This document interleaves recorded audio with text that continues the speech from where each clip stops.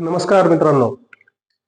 घर घेताना, कर्ज घेताना आणि घेतलेलं कर्ज फेडताना सर्वसामान्य ग्राहकाची मानसिक अवस्था कशी असते आणि त्यामुळे कशी धावपळ होते, कशी पंचायत होते, कशी गैरसोय होते, प्रसंगी नुकसान देखील कसं होतं, याबद्दल आज सांगतो. फायनान्स क्षेत्रामध्ये 25 वर्षांच्या या प्रवासात माझ्या असं लक्षात आलं की सर्वसामान्य ग्राहक हा नेहमी टेन्शन मध्ये जगत असतो. घर खरेदीचा निर्णय झाला तर चांगलं घर मिळेल की नाही याचं टेन्शन, चांगलं घर मिळालं तर गृहकर्ज होईल की नाही याचं टेन्शन, गृहकर्ज मिळालं तर त्याचे हप्ते नियमित फिटतील की नाही याचं टेन्शन, आणि घेतलेलं कर्ज लवकरात लवकर फेडून कसं मोकळं होता येईल याचं टेन्शन. घर खरेदी, त्यानंतर गृहकर्ज आणि नंतर रिपेमेंट, हे सगळं नियमानुसार आणि नियमित सुरू असते. पण काही जण उगाच टेन्शन घेतात आणि मग या टेन्शन मध्ये कुटुंबातील सदस्यांसोबत मनमोकळं बोलणं होत नाही आणि आर्थिक नियोजनाचा विचार देखील मनात येत नाही.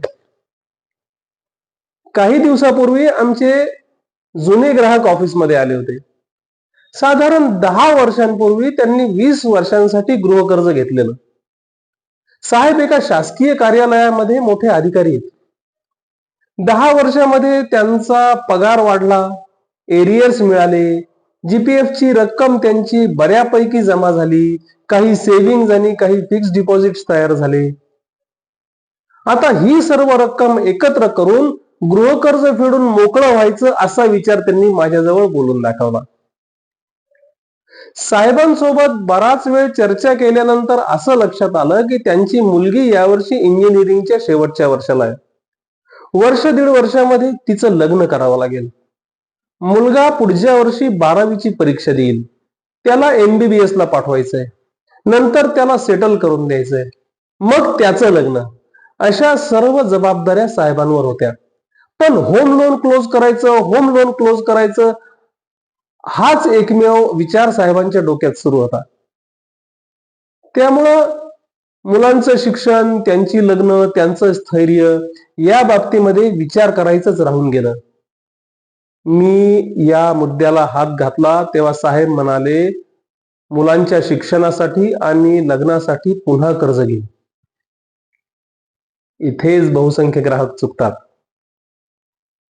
साहेबांना स्वस्तात गृहकर्ज मिळालंय, त्याची परतफेड नियमित सुरू आहे, पुढची 10-15 वर्ष तुमचं उत्पन्न कायम वाढतच राहणार आहे.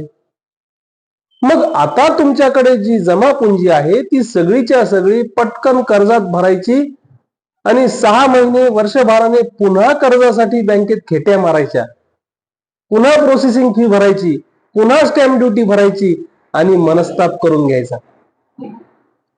त्यापेक्षा जे चाललंय ते चालू द्या. जवळची जमा पुंजी बँकेत फिक्स करा.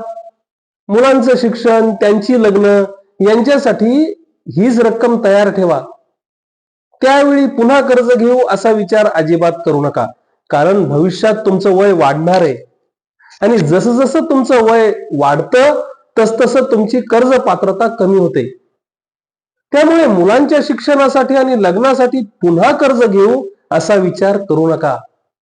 तुमचे ऍसेट आणि लायबिलिटी यांचा ताळमेळ लावा.